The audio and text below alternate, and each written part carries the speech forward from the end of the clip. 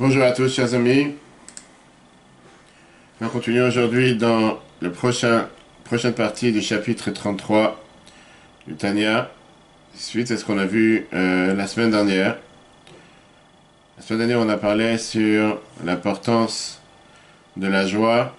On est revenu à ce qu'on avait parlé dans les cours 30 et 31, chapitre 30 et 31, et comment l'importance d'être joyeux, ça nous fait sortir aussi de la solitude. Ça, c'est ce qu'on avait vu la semaine dernière. On peut revoir ça sur l'application eTorah. On avait vu quel est le rapport qu'il y a entre être joyeux et le fait de savoir cette unité de Dieu. Ardut Hashem, le fait que Dieu est un. Et qu'est-ce que ça veut dire que Dieu il est un dans tout ce que nous faisons, dans la vie de tous les jours? Pas seulement quand on apprend la Torah, pas seulement quand on fait des mitzvot, mais en règle générale, tout court. Le fait d'être heureux, le fait d'être joyeux parce que on a cette possibilité, on a cette chance de pouvoir être attaché à Dieu. Et c'est ça qui nous rend heureux, c'est ça qui nous rend joyeux. Et on a vu quelle était l'importance d'être joyeux. Parce qu'à ce cas-là, on n'a pas aucun souci, on n'a aucun problème. Même si parfois il y a des problèmes, mais le fait d'être heureux, le fait d'être joyeux, automatiquement, on peut surmonter toutes les difficultés. On a vu comment parler et croire sur l'unité de Dieu, ça nous fait surpasser tous les problèmes, surpasser toutes les difficultés. Aujourd'hui, on va rentrer dans la deuxième partie de ce sujet. Et puis, ce qu'on a vu que le fait que Dieu est un et Dieu se trouve partout, comme on a vu plusieurs fois la dernière fois, comme quoi Dieu il est présent à chaque instant, c'est Dieu il est présent à chaque instant et Dieu il se trouve partout. Alors quel est mon rôle sur terre? Qu'est-ce qu'il a besoin de moi? Il se trouve partout, il est présent partout. Il est là dans les quatre coins du monde. À la rigueur, je suis en trop sur terre. J'ai absolument rien à faire ici. Puisque de toutes les façons, il fait déjà tout pour moi. S'il fait déjà tout pour moi et s'il est présent partout, il n'a pas besoin de moi. Je suis insignifiant par rapport à lui. Il peut se débrouiller sans moi. Ça, c'est ce qu'on a vu la dernière fois. T'as le livre aussi. Ça, c'est ce qu'on a vu la dernière fois. De l'autre côté, on va voir aujourd'hui quel était le sens, justement, de qu'est-ce que ça veut dire à Betartenu. Qu'est-ce que ça veut dire que Dieu, il a décidé qu'il voulait créer un monde et voulait faire en sorte que dans son monde, toi aussi, tu as une importance. Tu as un juif qui s'appelle Gabriel, il a son importance. Pas seulement son importance, tu as toute sa mission sur terre qui fait que si jamais tu ne remplis pas ta mission, tu fais défaut face à ce que Dieu il a demandé de toi. Alors, c'est vrai qu'on a dit que comme quoi Dieu il est un dans le ciel et dans la terre, mais Dieu il a créé ce monde d'une manière qu'à l'apparence, ce monde paraît comme s'il est totalement déconnecté de Dieu. Même si ce n'est pas la réalité, le monde il est attaché à Dieu. Mais on voit dans la réalité que les gens se comportent différemment de ce que Dieu il attend d'eux. Et parfois, ils peuvent même se comporter contre la volonté de Dieu. Et ça, c'est justement le défi que Dieu nous a donné. Le rôle que Dieu nous a donné, et le défi, c'est quoi? C'est de dévoiler dans ce monde, dans la manière comment le monde, qui vient d'ailleurs en hébreu, le mot olam, ça fait allusion aussi au mot elem, qui veut dire caché. Ce monde, la divinité de Dieu, elle est totalement cachée, elle n'est pas dévoilée. Et le but pourquoi Dieu il a voulu descendre sur cette planète, Dieu il a voulu comme quoi dans ce monde ici-bas qui cache l'unité de Dieu, qui fait en sorte de te faire croire comme si Dieu n'existe pas, néanmoins, notre devoir, c'est de dévoiler Dieu. Ce qui veut dire que même dans les sujets de la terre, même dans les sujets terrestres, même dans les sujets matériels, même dans les sujets les plus grossiers, on peut dévoiler ce Echad, cette unité de Dieu qui existe à chaque instant. Comment? Alors, on va expliquer ça, si Dieu veut, dans les chapitres 34, 35, 36, 37. C'est toute on va dire, un paragraphe entier qui nous parle du sens de la vie, donner du sens à la vie. Mais ce qu'on va voir aujourd'hui, en un mot, c'est le fait de quand tu vis matériellement, basé sur ce que Dieu a demandé de toi de faire, quand tu te vis, et tu fais ta vie parce que tu te bases sur ce que Dieu attend de toi, automatiquement tu enlèves ce voilage, tu enlèves ce voile qui existe et tu dévoiles la divinité de Dieu sur terre. On va tout de suite voir comment. Et ça d'ailleurs, c'est tout le but des mitzvot. Tout le but des mitzvot, ce n'est pas de les faire matériellement. Le but des mitzvot, c'est de les faire spirituellement, mais matériellement. Qu'est-ce que ça veut dire spirituellement, mais matériellement? Une mitzvah, par définition, c'est spirituel. On dit que par une mitzvah, tu t'attaches avec Dieu. Sauf que t'attacher avec Dieu dans le vent, ça sert à rien. Par contre, si tu t'attaches avec Dieu en prenant n'importe quel objet matériel, comme tu prends un plat, et tu fais une bracha avant, une bracha après, ça s'assurant que c'est kasher. Tu prends un verre de vin, tu fais une bracha avant, une bracha après, et avec ça, tu fais rentrer Shabbat ou tu fais sortir Shabbat. Pardon, n'importe quelle mitzvah que tu fais. Si tu la transformes en objet spirituel, tu la transformes en... J'ai n'importe quel objet matériel, tu le transformes en quelque chose qui, avec ça, tu vas servir Dieu. Ça fait rentrer de la divinité sur terre. Automatiquement, ce n'est plus juste un simple plat de pâtes, c'est plus simplement un verre de vin, c'est plus une simple galette, c'est plus une simple challah, c'est plus un simple pot de vache, c'est plus une simple fil de coton. Tout ça devient des objets avec lesquels on fait la douche. Ça, c'est ce que ça veut dire. Dira betartonim. Qu'est-ce que ça veut dire faire descendre Dieu dans ce monde? C'est-à-dire que même les choses profanes, même les choses matérielles, qui apparemment il n'y a aucun rapport, comme les gens des fois ils te disent, laisse-moi tranquille au bureau, monsieur le rabbin, je ne mélange pas la religion. Bureau c'est bureau, la religion c'est la religion. Je parlais avec quelqu'un cette semaine, mettre des mesures dans son bureau. Je fais, monsieur le rabbin, ici c'est mon travail. Mon lieu de travail, il y a un stop à l'entrée, Dieu, t'es pas accepté. Moi, je fais la religion à la maison. Le lieu de travail, mélange pas Dieu. Dieu, c'est pas lui qui me donne ma parnassa, c'est moi qui ai mes capacités, c'est moi qui ai ce que je suis valable de faire dans la vie. Et donc laisse-moi tranquille avec un lieu de travail. Bien sûr, c'est malheureusement, c'est faux. Parce qu'au final, ce lieu de travail, Dieu, il attend de toi de le transformer en lieu positif. On a parlé plusieurs fois. Comme le rabbi, il a demandé par exemple que dans chaque voiture, on a un chitat. Dans chaque cuisine, il y a une boîte de tzaka qui est fixée au mur. Que chaque enfant, il a un chitat dans sa chambre. Les avions d'El Al, qu'ils aient un chitat. Les tanks de Tzahal, qu'ils aient un chitat. Quel rapport? Qu'est-ce que tu mélanges de choses? Un avion, c'est un avion. Un avion de chasse, c'est un avion de chasse. Pourquoi tu dois mettre un livre à l'intérieur? Et l'explication que le rabbi a donnée des centaines de reprises, c'est parce que tu transformes ce lieu en lieu de Gdusha. Tu transformes la voiture en un objet saint. Tu fais en sorte que dans cette voiture qui a l'apparence pourrait être un simple moyen de se déplacer, c'est pas juste un moyen de se déplacer matériel, c'est un moyen de se déplacer qu'avec ça, par ça que quand tu as des embouteillages, quand tu es arrêté, tu peux prendre le livre, utiliser, lire quelques mots, lire quelques phrases. Tu transformes ce lieu en lieu de Gdusha. Ton bureau, par ça qu'il y a une boîte de tzaka dans le bureau, par ça qu'il y a une médouza à la porte, par ça que tu as un chitat dans le bureau, ça devient un lieu où la Kedusha, la divinité elle réside, la divinité elle règne. Et puisque la divinité elle règne dans cet endroit, automatiquement tu transformes cet endroit. Ce n'est plus un endroit matériel, ça devient un endroit où Dieu règne à l'intérieur. Comme on l'a dit dans le sujet du cours, ça c'est la raison même pourquoi une personne, pas seulement il peut arriver à être joyeux, mais il est énormément joyeux. Le fait d'avoir cette certitude et comprendre que Dieu il est présent pour toi dans chaque endroit, dans chaque lieu. Le fait que dans n'importe quelle chose que tu fais dans ta vie matérielle, tu as la chance de pouvoir dévoiler la vie de Dieu, la vitalité de Dieu à l'intérieur de tout ce que tu fais. Il n'y a pas de raison pourquoi tu ne devrais pas commencer à te mettre à danser. Et on va voir aujourd'hui pour 4 raisons. Le fait de savoir qu'il y a cette unité de Dieu, que partout où je me trouve, Dieu se trouve, automatiquement, Dieu te fait sortir de cette solitude, tu n'es plus tout seul. Deuxièmement, tu es un grand optimiste. Troisièmement, ça introduit un sens dans ta vie. Et quatrièmement, ça te donne une telle reconnaissance du mérite que Dieu t'a donné. Et c'est ce qu'on va tout de suite voir dans la deuxième partie du cours aujourd'hui. La fameuse phrase qu'on a l'habitude de dire tous les matins dans la prière, Ashreinu, Matov Chelkeinu, Manaim Goralenu, Mayafa Yerushatenu. On remercie le bon Dieu, le fait que ça c'est notre sort, ça c'est notre part. Qu'est-ce que tu es tellement joyeux que ça c'est ta part. Alors comme on a dit, le fait d'avoir cette certitude, le fait de savoir, le fait d'être convaincu que Dieu se trouve partout, dans n'importe quelle chose que tu fais, que ça soit matériel, que ça soit spirituel, n'importe quelle chose, Dieu se trouve, cette unité de Dieu qui est dans le monde entier, automatiquement, d'abord tu sors de ta solitude. Parce que comme l'a dit tout à l'heure, la solitude amène la personne à quoi? À pouvoir se sentir tout seul, et automatiquement avoir certaines craintes, certaines peurs. Tu te sens tout seul. Mais quand tu sais que Dieu se trouve avec toi dans chaque instant, même quand tu es en prison, on a parlé cette semaine, le fait que ce Shabbat, c'est ça, la libération de prison de 83 ans, de la libération de prison du... Pourquoi j'ai 83? C'est 1927.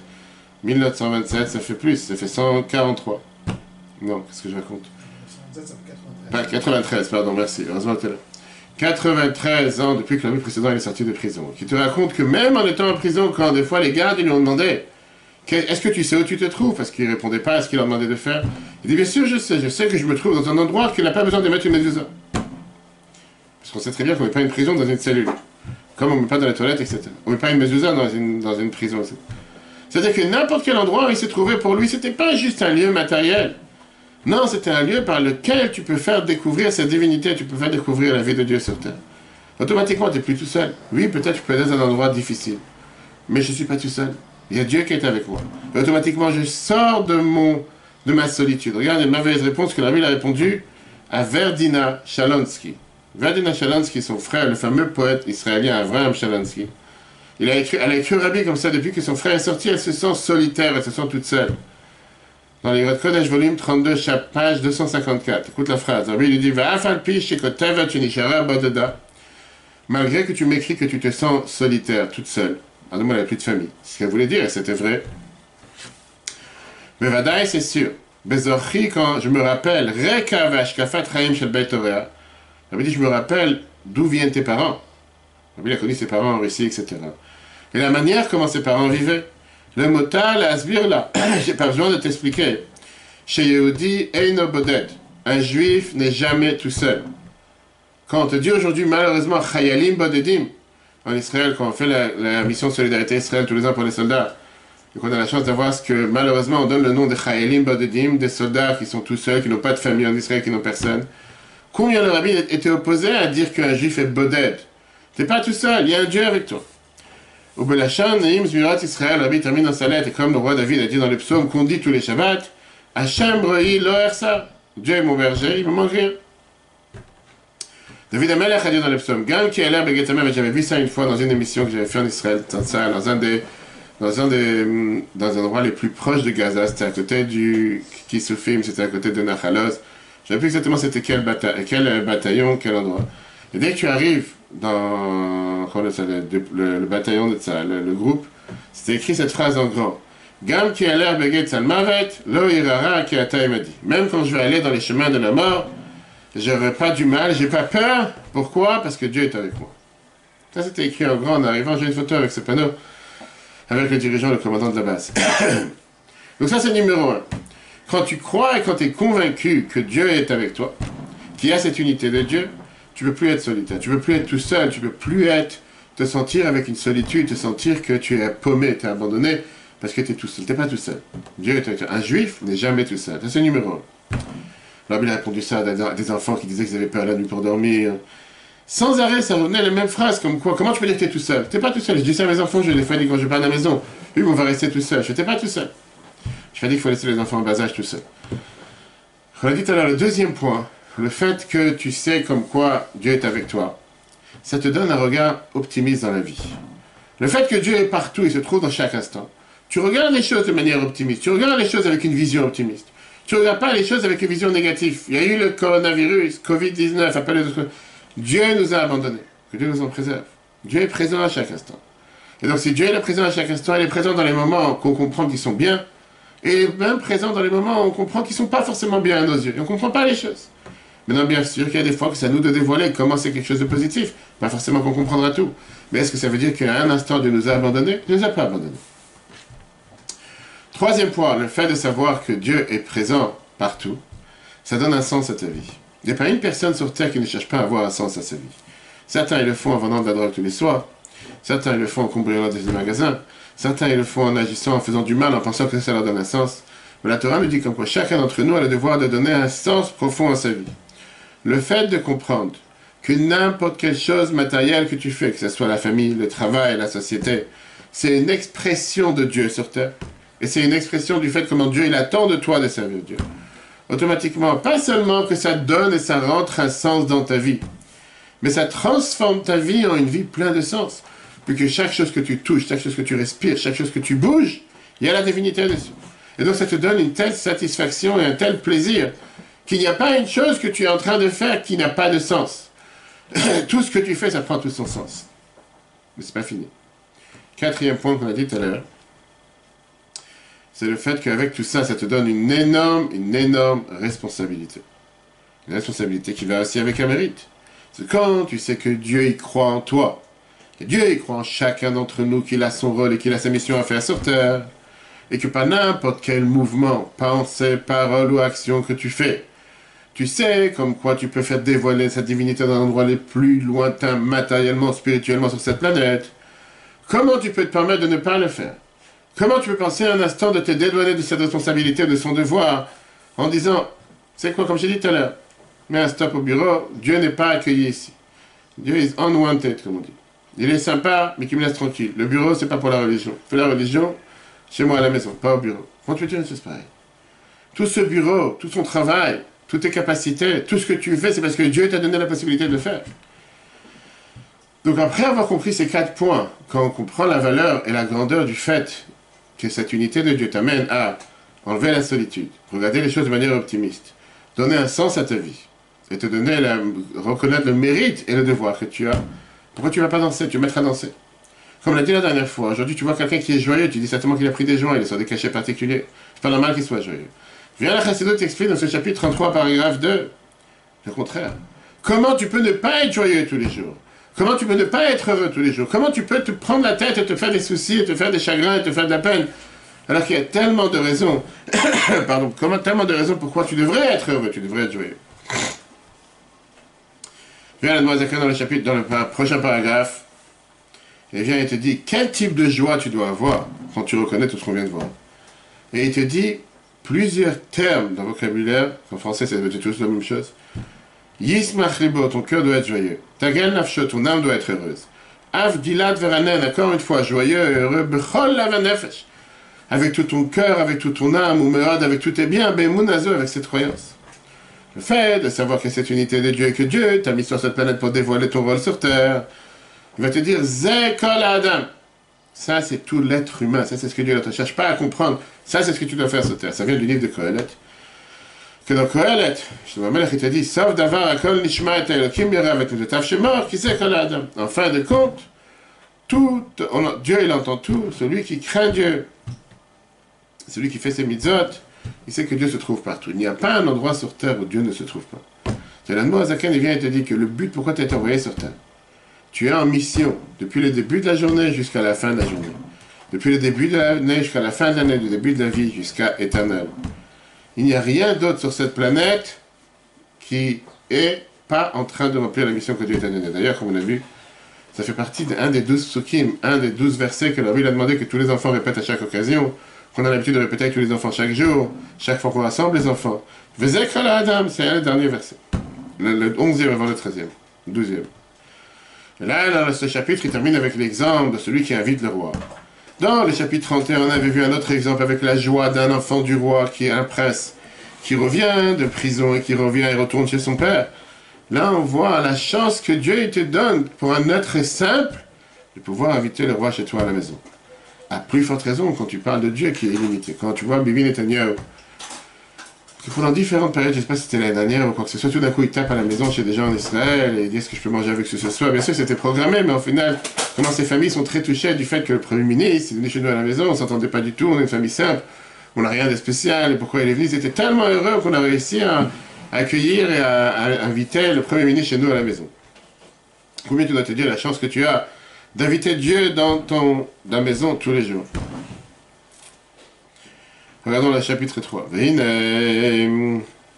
Suite à ce qu'on a vu la dernière fois que chez Yamid, c'est le troisième paragraphe du chapitre 33. Chez Yamid, quand tu vas être approfondi dans tout ça, pour comprendre l'unité de Dieu, Yismach libo, ton cœur va se réjouir. Vetagel nafsho, et ton âme va sauter en joie. Av gilad veranen, comme on vient de voir avec toute cette joie de tout ton cœur. Venefesh umeod bemunazo, et ton âme avec cette foi qui rabaille, parce que c'est une foi qui est très très puissante. Kihi kirvat elokim mamash, c'est le fait de se sentir proche de Dieu, dans le 3. Ça, c'est le 11e verset des 12 versets qu'on répète avec les enfants tous les jours. Et ça, c'est tout l'être. Et le but pourquoi il a été créé sur terre, et pourquoi il a créé tous les mondes. Elianim, betartanim, les mondes en haut et les mondes en bas. Liot lo dira zo betartanim. Dieu cherchait à avoir une résidence ici-bas dans ce monde. Comme on va expliquer longuement, qu'on a dit tout à l'heure dans le chapitre 36, dans lequel on va voir du 35 au 37, quel est le sens que Dieu veut qu'on donne à notre vie. Combien est grande la joie d'un être simple. Ushfalanashim est parfois quelqu'un qui est bas. Quand il se rapproche à un roi en chair et en os. Qui s'est invité et qui habite avec toi, chez toi dans la maison. Combien tu danses de joie et combien tu es heureux du fait ah, le roi il est venu danser chez moi. Car à plus forte raison, sans limite, que cette joie doit être énormément grande quand tu mérites le kirvat, vedirat, melech, malchem, lachim, d'être proche et de vivre avec Dieu, ou que dire-t-il comme c'est écrit, Dieu dit qui est celui qui ose avec son cœur de pouvoir se rapprocher de moi. Et en deux mots, c'est ce qui est donné à chacun d'entre nous. La Gemara Menachot, page 43a, nous raconte sur David de Melech que le roi David avait l'habitude de marcher tous les jours, avec le talit et les tefillin. Il marchait tous les jours, toute la journée. À l'époque, les gens avaient l'habitude de le faire. Aujourd'hui, tu vois encore quelques personnes qui le font en Israël. Shulchan Aruch te dit aujourd'hui qu'on n'a pas le droit de le faire, qu'on ne le fait pas aujourd'hui. Parce qu'on ne peut pas rester avec la propreté qu'on devrait avoir quand on a le talit et les tefillin, ce soit toute la journée. Bref, il avait l'habitude de le faire. Une fois, il est rentré dans la salle de bain, il a vu qu'il était tout nu. Il s'est dit, malheur à moi que je suis nu sans mitzvot. Et quand il s'est rappelé qu'il avait fait la circoncision, il a dit, maintenant je suis tranquille. Pourquoi il est tranquille? Il a dit dans le fameux psaume 12 de Télim, la matseach à la shminit, mizmor de David. Je suis content sur ce huitième. Le huitième parle la Brit Mila, la circoncision qui fait le huitième jour. Pour ça, je donne des louanges à Dieu qui fait qu'il n'y a pas un moment dans ma vie que je suis sans entouré de mitzvot, j'ai une mitzvah sur moi. On voit que David Amelech, il a montré comme quoi même quand tu es dans une salle de bain, et qu'apparemment tu n'es pas en train de faire une mitzvah, il s'est mis à danser, il s'est mis à poéter, il s'est mis à être joyeux du fait que même là-bas, il y a une mitzvah qui est avec lui. Qu'il n'y a pas un endroit sur terre où il n'y a pas de mitzvah.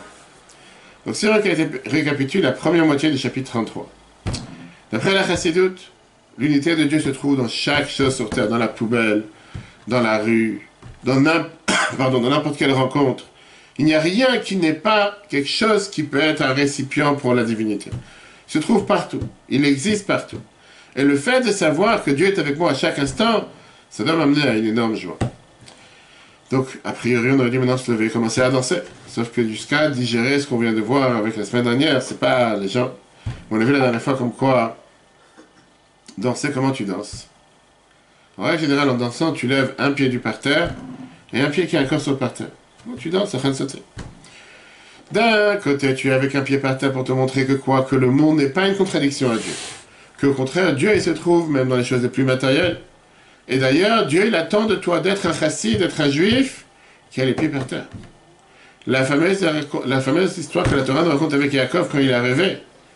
Il a eu ce fameux rêve avec l'échelle, dans laquelle il y avait des anges qui montaient et qui descendaient.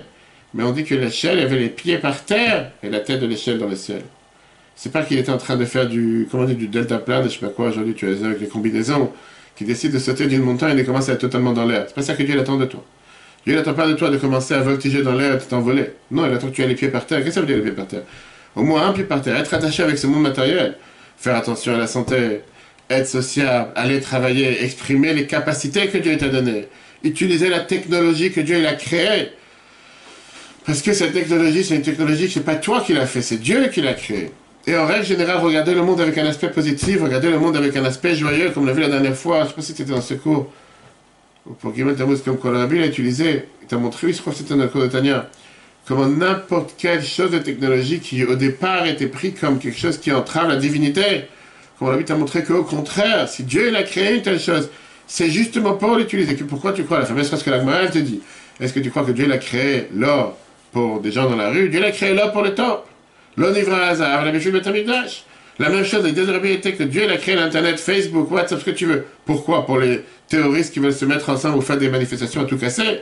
Dieu il a créé tous ces éléments pour toi et pour chacun d'entre nous pour divulguer, pour propager la divinité sur terre. Ah, le fait que certains l'expriment et l'exploitent mal, qu'est-ce que tu veux que je te fasse? Dans chaque chose, il y a libre arbitre. Mais c'est pas parce que certains l'utilisent pour faire du mal que toi, tu n'as pas le droit d'utiliser pour faire du bien. Toi, tu dois l'utiliser pour faire du bien avec. De l'autre côté, si tu as les deux pieds par terre, tu peux parfois avoir un problème. Parce que tu risques de t'enfoncer dans la boue. Et comme on a vu la dernière fois qu'un animal, certains animaux qui sont enfoncés dans la boue, ils se demandent pourquoi ils sont enfoncés jusqu'à la tête et pas au-dessus de la tête. Si tu as les deux pieds par terre, ça veut dire que tu es tellement grossier, matériel, et tu n'arrives pas à t'élever du par terre. Automatiquement, parfois tu ne pourras pas décoller. C'est pas que tu vas faire du deltaplane, tu vas savoir quoi d'autre. Tu vas rester tellement enseveli dans cette boue, dans toutes ces choses matérielles, qui fait que tu vas perdre le sens même pourquoi tu as été créé. C'est pour pouvoir servir Dieu. Donc d'un côté, on doit se rappeler que le monde, Olam Milachanel, comme il était là. Le monde, c'est quelque chose qui cache la divinité. Le monde, c'est quelque chose qui te montre un aspect, une apparence qui n'est pas la réalité. La vie matérielle, c'est une vie qui cache qu'est-ce que Dieu représente. Tu dois te rappeler comme quoi on est au-dessus du monde, mais tout en restant dans le monde. Oui, ce qu'on dit, Einon Milvado, il n'y a rien à part Dieu, c'est tout à fait vrai. Mais pas parce qu'il n'y a rien à part Dieu que d'un côté je dois me détacher du monde. Pas parce que je suis dans ce monde que je dois être totalement englouti dans ce monde et pas pouvoir voir la divinité dessus. Alors comment faire l'équilibre?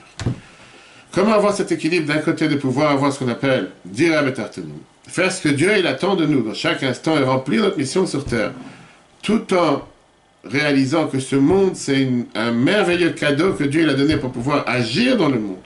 Et de l'autre côté, ne pas tomber dans le piège de pouvoir être totalement enseveli dans le monde et perdre la raison pourquoi Dieu est envoyé. Ça, c'est le deuxième paragraphe du chapitre 33, la page d'après. dans laquelle on va voir que c'est une joie à deux tranchants.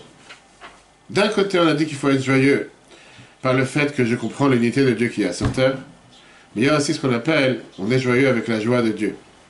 Comment exprimer cette joie? Comme on va tout de suite voir. En règle générale, la chassidoute a développé énormément tous les domaines de la chanson. Un chassid, par définition, il est heureux, il est joyeux. Avant que la chassidoute arrive, il y avait très peu de chansons, surtout du côté ashkénaze. Je parle maintenant des piyutim, qui a du monde séfarade, dans la prière, etc. Mais dans le côté ashkénaze, il n'y avait presque pas de chansons dans la prière.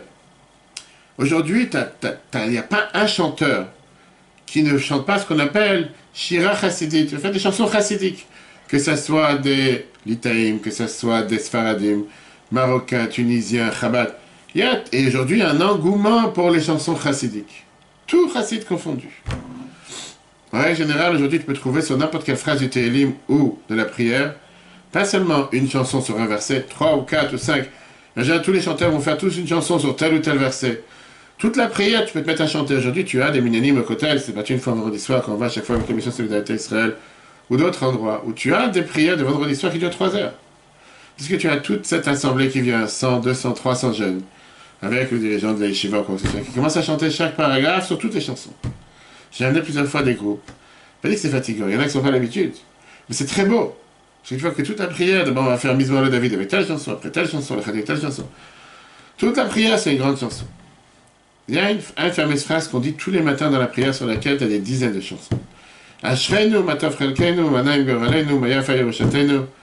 Heureux, quel est notre sort? Manaim Goralenu, quel est notre. Pareil, la même chose, quel est notre sort aussi. Mayafa Yerushatenu, comment est bel notre héritage? Tu as la fameuse chanson Ashreinu, Matov Chelkeinu, Manu Madu. Tout a été aujourd'hui, Breslev, Rabat, tout a été mélangé. Après, tu as la chanson Ashreinu. Ashreinu, Matov Chelkeinu. Encore une fois, tout ça c'est Chabad. Après, tu en as tellement d'autres, je peux t'en passer, et tout ça sont les mêmes mots. Très bien. Qu'est-ce que ça veut dire? Pourquoi? Qu'est-ce qu'il y a de paragraphe particulier? Heureux, quel est notre sort? Heureux de quoi? Qu'est-ce que tu danses de joie? Qu'est-ce que tu es tellement joyeux? Ashreinu, Matov Chelkeinu, nous sommes heureux, nous sommes joyeux, que ça c'est notre sort. Ce qu'on va voir aujourd'hui. Qu'est-ce que ça veut dire cette phrase? Et quelle leçon ça vient nous dire? On dit ça tous les matins dans la prière. Tu veux pas la chanter, chante pas. Mais tu l'as dit dans la prière tous les matins. La phrase, on dit la chose suivante. Mais c'est une phrase qui est justement liée avec tout ce qu'on est en train de voir. Elle est liée avec l'unité de Dieu, puisqu'elle te dit, qu'est-ce qu'on dit dans le matin dans la prière? Ashreinu, Matov Chelkeinu, Manaim Goralenu, Mayafa Yerushatenu. Heureux quel est notre sort et quel est bel notre héritage. Et on continue. Ashreinu, Shanu, Mashkim, Mimumar. Nous sommes heureux qu'on se lève tous les matins, qu'on va dormir tous les soirs. Erev avoker matin et soir. Ve'omrim pa'mayim bechol yom, et on dit 2 fois tous les jours. Shema Israël, Hashem Elokeinu, Hashem Echad. Le fait qu'il n'y aura pas l'unité de Dieu. Et pour ça, on est heureux, on danse de joie. Ça, c'est exactement ce qu'on dit tous les matins dans la prière. Pourquoi 2 fois par jour? On a vu ça dans le cours de vendredi la semaine dernière, les discours pré-shabbatiques. Merveilleuse explication du Rabbi qui expliquait pourquoi on doit dire le schéma et le matin et le soir. Et quand tout est beau et quand tout est mal. C'est vraiment le discours de la semaine dernière, très riche sur l'application et Torah. Mais là, on voit que quoi? Que cette grande joie qu'on a, c'est du fait que Shema Israël, Hashem Elokeinu, Hashem Echad. J'ai dit encore une fois, prends un non-juif, ou même un juif qui ne comprend pas la prière.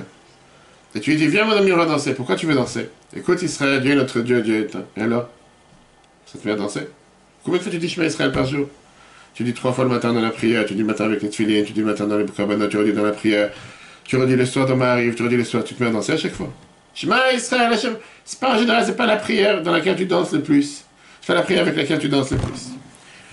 D'abord, Shema Israël, c'est quoi? Bien sûr, c'est une des phrases les plus antiques de la prière. Les Chachamim nous disent que déjà avant que Yaakov Avinu est décédé, il craignait que la Emouna, la foi en Dieu de ses enfants n'est pas parfaite, des 12 tribus.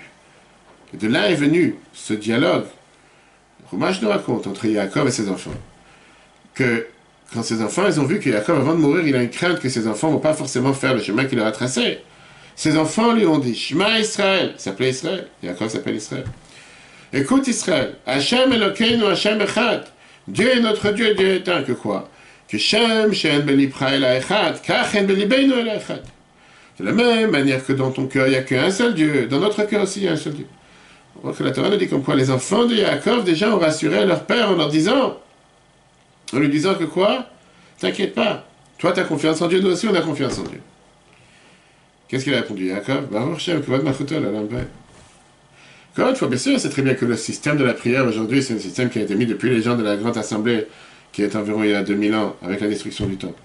Mais cette phrase, on voit que c'est une phrase qui descend de génération en génération depuis plus de 3000 ans, depuis les Havot, depuis les patriarches jusqu'à nos jours. Et donc c'est pour ça que c'est la fameuse phrase qu'on dit en général, tu as dans les Brit Mila chez les Sfaradim, tu as tous les parents, que peut-être c'est la première fois dans leur vie qu'ils disent Shema Israël, beaucoup qui disent avec beaucoup d'émotion. Il y en a qui le disent en général le jour du mariage. On dit c'est ce Kabbalat Malchut Shamayim. On le fait chaque année avec les soldats. Cette année, l'année dernière, on était au Kotel. Derrière le Kotel, dans la partie est de Jérusalem, avec 200 soldats, garçons, filles, en train de crier Shema Israël. Il y a la vidéo sur l'application, très très beau, très très riche. Malheureusement, c'est une des phrases qu'on dit avec quelqu'un qui doit partir de ce monde. En tout cas, Shema Israël, c'est la phrase que tu commences à dire avec les enfants quand ils s'éveillent le matin, c'est la phrase la plus importante. C'est aussi la phrase la plus importante de la prière de Kippour. C'est que la dernière prière de Kippour à l'année est là, juste avant de terminer Kippour, dans les moments les plus importants et les plus intenses de l'année, on a l'habitude de dire Shema Israël une fois, Baruch Shem 3 fois, et Hashem ou Elohim 7 fois, et avec ça on termine la prière de Kippour. Mais comme je l'ai dit tout à l'heure, en quoi tout ça t'amène à être joyeux? Pourquoi tout ça t'amène à être heureux, à être joyeux? Ashreinu matov chelkeinu manaim l'oralen, je suis tellement heureux, je pense pas que quelqu'un, parce qu'il dit Dieu est un, que tout d'un coup il commence à danser. Alors à part s'il y a les bracelets qui dansent sur chaque phrase, mais là c'est pas comme ça. Qu'est-ce qui te fait danser si tu comprends pas c'est quoi le sens? On a vu tout à l'heure l'explication. Que le fait que je dis qu'il y a un seul Dieu, ça veut dire quoi? Qu'il n'y a rien à part Dieu, qu'il n'y a rien qui existe à part Dieu. Et automatiquement, toute la terre est remplie de la gloire de Dieu, le monde entier est rempli de la gloire de Dieu, tout est la divinité et tout. Le but, pourquoi Dieu a créé le monde, c'est pour dévoiler cette divinité sur terre. Ça t'amène une tellement grande joie que tu peux pas, tu rentres en extase, tu dis, mais c'est tellement beau que je fais partie de ce peuple. Quand il dit, tu raconte une fois qu'il a vu une personne, non, qu'une personne l'a vu en train de danser le matin, dès qu'il venait de se lever. Il m'a dit, qu'est-ce que tu danses? Il dit, je viens de faire la bénédiction chez Lo à Saint-Nigoy. Que Dieu ne m'a pas créé un non-juif. C'est vrai que c'était un raciste. C'était pas quelqu'un qui avait une haine contre les non-juifs. Quel est le but de cette prière qu'on dit tous les matins? Le fait que les non-juifs, Dieu leur a donné seulement 7 commandements. Et à nous, on a eu la chance d'avoir 613 commandements. Tu te rends compte? Dieu m'a donné cette possibilité de s'attacher avec lui avec 613 manières. Fait j'ai commencé à réfléchir à ça ce matin. Je suis mis à danser. Ça serait bien de me dire. Je pense que la majorité d'entre nous qui font les brachot tous les matins, même pas on pense à ce qu'on est en train de dire. Tu es en train de dire les brachot quelques minutes, après tu avances. Ça, c'est le fait même de savoir, ça t'amène à la joie. Mais après, quand tu commences à réfléchir que cette phrase, c'est une phrase qu'on a reçue depuis les patriarches. Père du monothéisme, Abraham, qui a dévoilé la divinité de Dieu sur terre. La Torah nous dit, Vayikra Sham Beshem Hashem Kelolam, qu'il a fait appeler là-bas le nom de Dieu, un Dieu éternel. La Gemara te dit, Altikra Vayikra El Vayakri. C'est pas qu'il a appelé le nom de Dieu, il a fait appeler le nom de Dieu. N'importe quelle personne qui est entrée chez lui à la maison et qui mangeait ses langues de bœuf et ce bon vin qu'il a trouvé dans le désert et que les gens ne voulaient pas remercier Dieu pour le bien-être qu'il leur a donné. Il leur a dit, où vous allez trouver des langues de bœuf et des langues de taureau dans le désert? C'est Dieu qui les a envoyés. Et quand les gens disent, laisse-moi tranquille, moi je connais pas Dieu, je connais Abraham, il paye la note 10 fois plus cher. Presque comme les Israéliens font avec les touristes étrangers. C'est de là qu'ils l'ont appris. Par contre, quand ils ont commencé à réaliser que c'est la réalité, là ils ont dit, Baruch Shem Kuva Mechotel Lavet, ils ont commencé à remercier bon Dieu, ils ont fait Birkat Hamazon, ils ont fait la bénédiction pour remercier Dieu. Jusqu'à ce qu'on a vu que même Yaakov, avant de quitter ce monde, Shema Israël Hashem Elokeinu Hashem Echad. Ça veut dire que les patriarches, pas seulement ils nous ont donné ce sens de pouvoir reconnaître qu'il y a un Dieu, qu'il n'y a pas d'autre Dieu, mais le fait que Dieu, en règle générale, il est uni avec le monde et le monde est uni avec Dieu.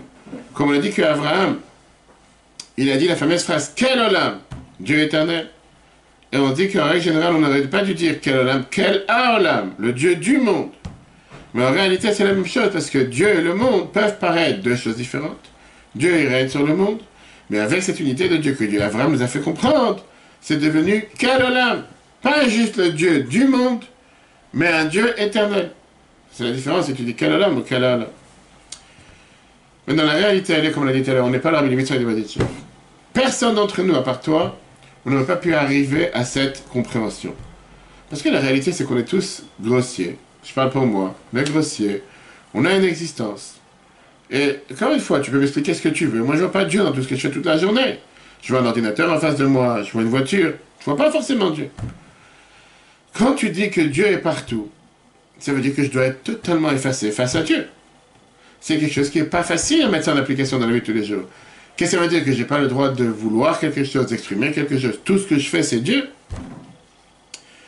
Ça, c'est la fameuse phrase qu'on dit tous les matins. Ashreinu, matov, chelkenu, heureux. Comment est bien notre sort? Du fait que quoi? Que Shema Israël, Hashem Elokeinu, Hashem Echad, que Dieu est notre Dieu. Dieu est un. On est tellement joyeux du fait qu'il y a un Dieu sur terre. On est tellement joyeux que Dieu est partout. On est tellement joyeux que tout est effacé à Dieu. Et donc automatiquement, il n'y a rien dans notre vie qui s'exprime sans Dieu. Écoute, une merveilleuse histoire. Je cherchais tout à l'heure que je voulais mettre le morceau dans une vidéo dans le dollar du dimanche. Un juif qui avait l'habitude d'écrire des livres de Torah. Parce que dans le dollar du dimanche, il a écrit au Rabbi qu'il a écrit un livre sur le Chumash Bereshit. Mais il n'y a pas de grande demande. Les gens ne sont pas intéressés à acheter son livre.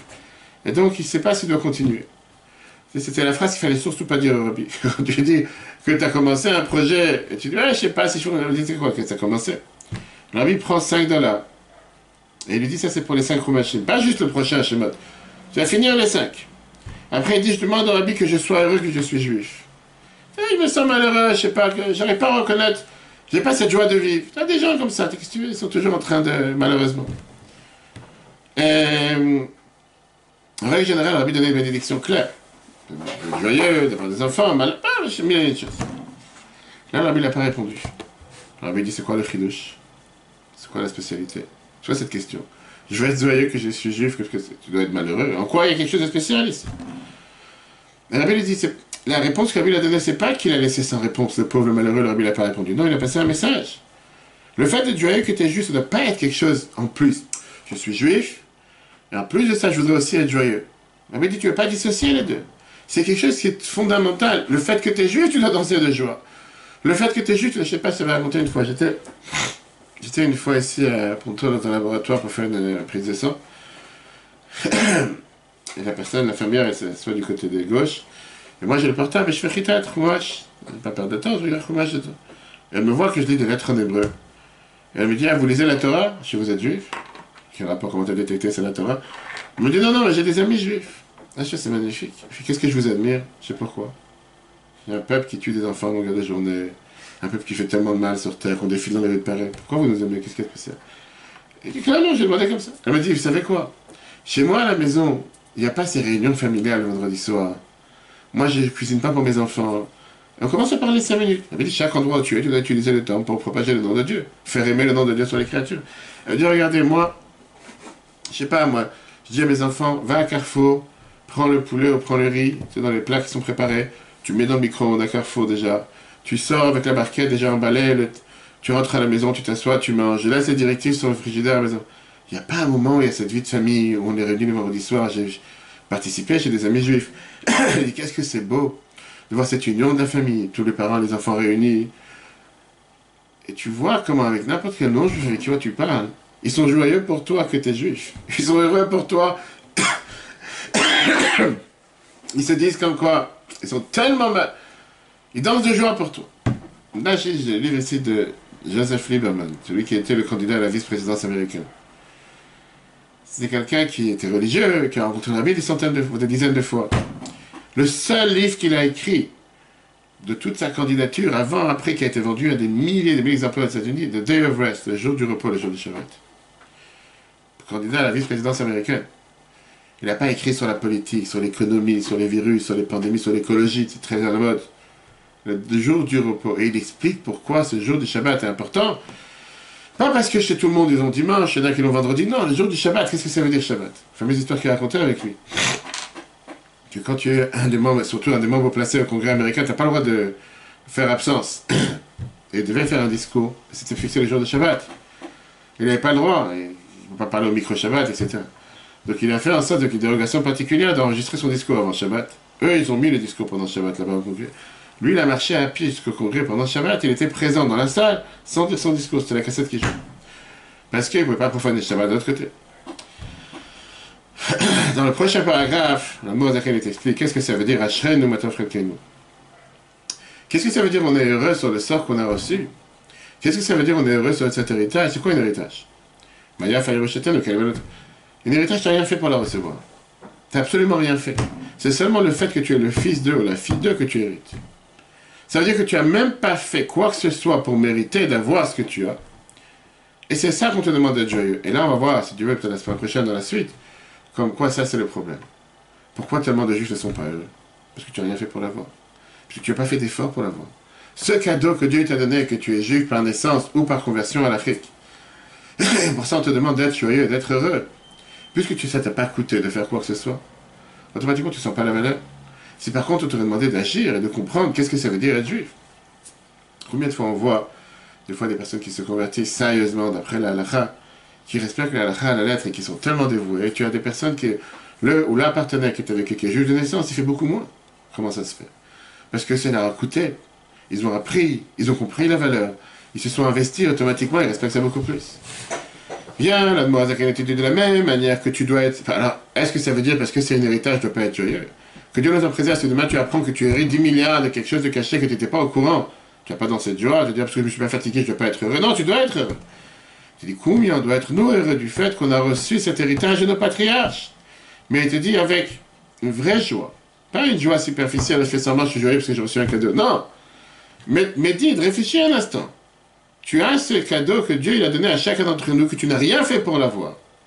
Et qu'il est dans ta main de l'âge zéro jusqu'à éternellement.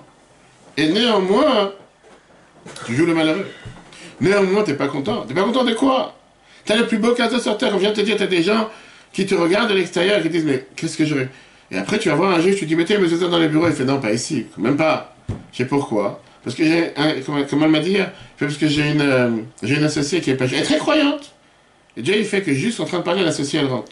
Une catholique. En train de parler. Et moi, je suis en train de parler avec la personne, elle disant, tu sais que c'est. Mais tu me dis, à ton bureau, tu travailles. Tu es là toute la journée, pourquoi pas mettre une maison? Après toutes les avis, Ashkenaz, Sephara, je rentre pas dans les détails maintenant, avec Bracha Hassan. Mais au moins une maison, une protection dans la maison. Qu'est-ce qu'il répond? Elle me dit, mais quand même pas. C'est mon bureau.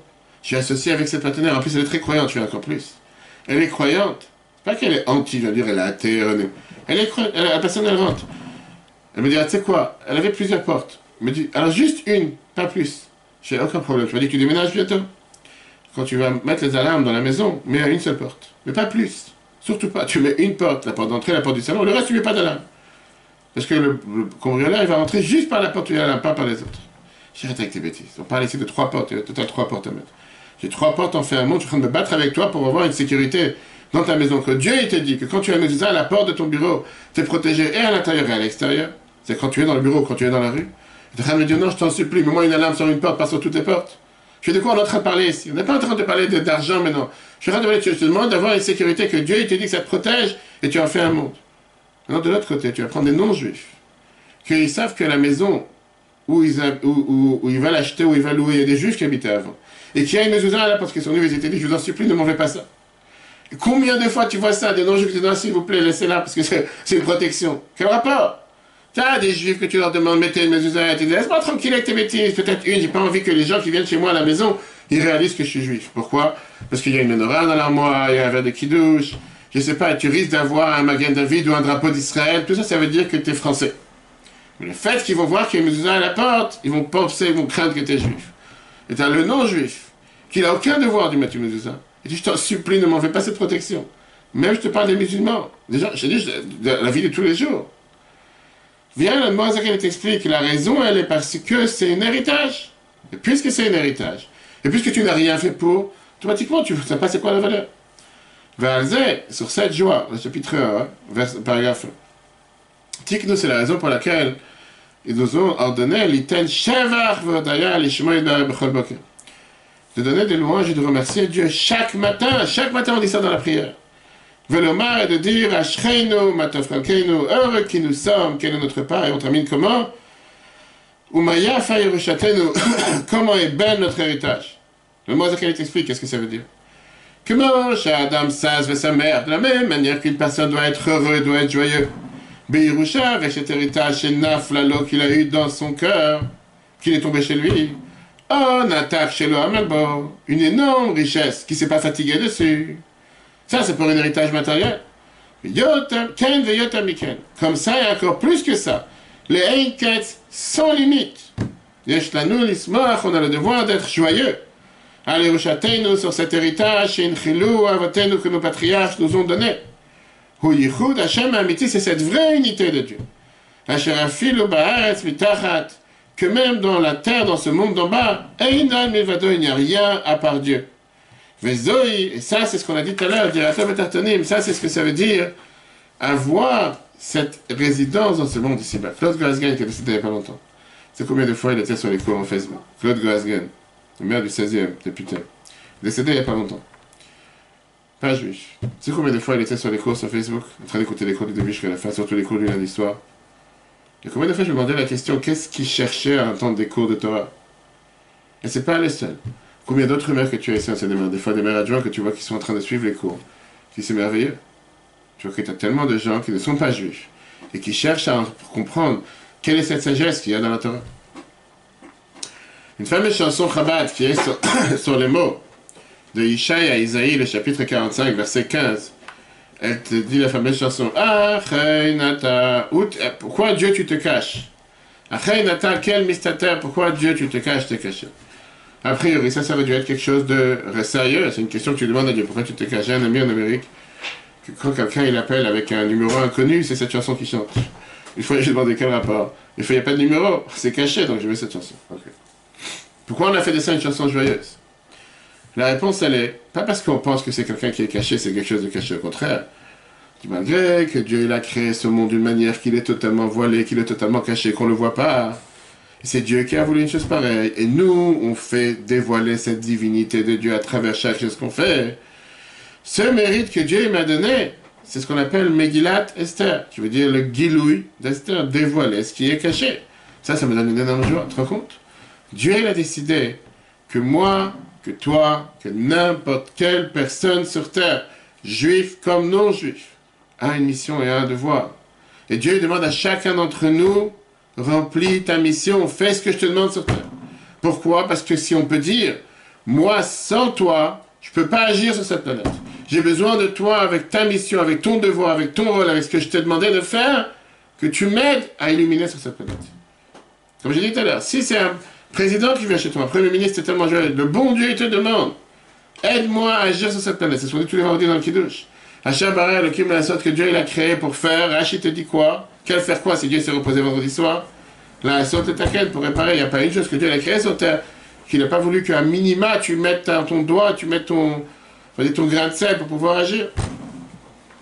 La prochaine fois, si Dieu veut, on verra que c'est pas juste que tu dois être joyeux. C'est comme j'ai dit, c'est pas que pour ça tu dois maintenant prendre une guitare, monter sur un toit de voiture et danser H24.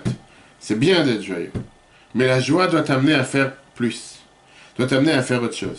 Et c'est ce qu'on verra la prochaine fois. C'est pour ça que j'ai dit que des fois, beaucoup de gens, malheureusement, ils s'arrêtent à cette partie et ils ne continuent pas. Oui, la Torah veut que tu sois joyeux. Mais est-ce que pour autant ça veut dire maintenant je vais commencer à danser pendant 24 heures? Non, c'est pas ça que Dieu attend de toi. Dieu, il attend de toi de servir Dieu et te donner cette force. Parce qu'à travers la joie, tu vas avoir la force de pouvoir faire les 613 commandements. Si tu t'arrêtes à cet épisode joie, ce qui malheureusement arrive avec beaucoup de gens qui font tchouva et qui s'arrêtent à cette étape, bien sûr c'est bien d'être joyeux. Mais Dieu attend de toi de danser maintenant pendant toute la journée, du matin jusqu'au soir en train de danser avec une guitare. Fais ce que Dieu te demande de faire. Oui, Dieu te demande de faire de la joie, de faire les mitzvot de manière joyeuse. Mais pas de t'arrêter à ce point, puisqu'il faut être joyeux. Dans le verset qu'on dit tous les matins dans la prière, Ivdu et Hashem, besimcha. Il faut servir Dieu avec la joie. Pas seulement devenir quelqu'un qui va se mettre à chanter à l'opéra du matin jusqu'au soir. Parce qu'à ce moment-là, tu ne fais pas ce que Dieu te demande. On va voir comme quoi. On est en train de terminer toute la Torah. On est la paracha Chukat Balak, il nous reste 3 semaines et c'est fini, la Torah elle est terminée. Après Tvarim, c'est toute la répétition, etc. Moshe donne au peuple juif 613 commandements. On voit comment, avec les générations, d'un côté, tout a été limité, de limité, de limité. Comme on dit malheureusement qu'on n'a pas dans le cours, je crois, hier. Oui, dans le cours du Mahamar de Vatat et Tzaveyer, comme quoi, malheureusement, le fait qu'on est en exil depuis 1950 ans, on est en mode totalement déréglé. Et tout ce qu'on fait est presque pas du tout ce qu'on aurait dû faire. Que ce soit la prière, que plus de 400 mitzvot on ne peut pas faire. Parce qu'on n'a pas le temps, parce que tout ce que tu es en train de faire, n'importe quelle mitzvah, elle est de manière déréglée. Bien sûr, on fait ce que Dieu nous a demandé de faire, mais au final, c'est pas ce qu'on aurait dû faire, parce qu'on est en exil. De l'autre côté, on voit que les Chachamim, sans arrêt, ils ont rajouté des mitzvot. Et ce qu'on a le devoir de faire aujourd'hui, c'est pas comparé à ce qu'ils faisaient il y a 2000 ans. C'est totalement différent. Si maintenant on prend la généalogie et la manière comment les choses se sont déplacées depuis le début jusqu'à la fin, on va voir que Moshe t'a donné 613 mitzvot. David Amelech, il te nomme 11 mitzvot. Yishaya t'en nomme seulement 6. Son élève Michat en nomme seulement 3. Ishaïa en nomme seulement 2. Et Habakkuk, le prophète, est un homme seulement 1 en disant Tzadik be'emunato yichyeh. Chacun vivra avec sa croyance. Si on te minimise tout, tu arrives après avec Hillel Azaken qui te dit toute la Torah, ne fais pas ce que tu veux pas qu'on te fasse. Ce que tu n'es pas qu'on te fasse, ne fais pas aux autres, tout le reste c'est toute la Torah. Combien de discours on a parlé de ces combien d'explications, le rabbi te donne ça, c'est toute la Torah. On a vu sur il n'y a pas longtemps, entre les mitzvot qu'il y a entre une personne et un autre, ça c'est pas toute la Torah. Si Dieu veut, on verra ça la semaine prochaine fois. Comme quoi, ça sera la fin du chapitre 33. Comme quoi, au final, tout ça c'est bien beau. Il faut être heureux, il faut être joyeux. Par ça, tu n'es pas solitaire, tu ne sens pas la solitude. Par ça, tu es optimiste. Par ça, tu as un sens dans ta vie. Par ça, tu es heureux, comme on a dit tout à l'heure. Par ça, tu comprends le mérite, mais le devoir que tu as. Mais être heureux, c'est seulement la préparation au repas. C'est seulement l'hors d'œuvre, c'est seulement le début, c'est pas l'essentiel. Le but d'être autant qu'on a dit la dernière fois que tu n'as pas le droit d'être triste. Parce que triste, tu te trompes dans la dépression, voire dans la déprime, voire dans le suicide. Et donc de la tristesse, tu dois sortir à l'amertume, de l'amertume à la joie. Là, on est en train de t'expliquer pourquoi la joie c'est énormément importante. Et grâce à la joie, tu pourras comprendre dans cette joie pour la mission que Dieu t'a donnée sur terre. Mais cette joie tout court ne se suffit pas. T'es joyeux, c'est énormément important, mais qu'est-ce que tu fais avec cette joie? Est-ce qu'avec cette joie, tu vas te dire, si c'est comme ça, je vais danser H24? Ou bien avec cette joie, je vais commencer à utiliser toute cette énergie qu'il me donne, toute cette vitalité pour pouvoir agir et agir encore plus. Ça, si Dieu veut, on verra la prochaine fois. Le cours sera un replay sur l'application eTorah sur Google et Apple. Très bonne journée à tous. Continuons à être joyeux et à la semaine prochaine.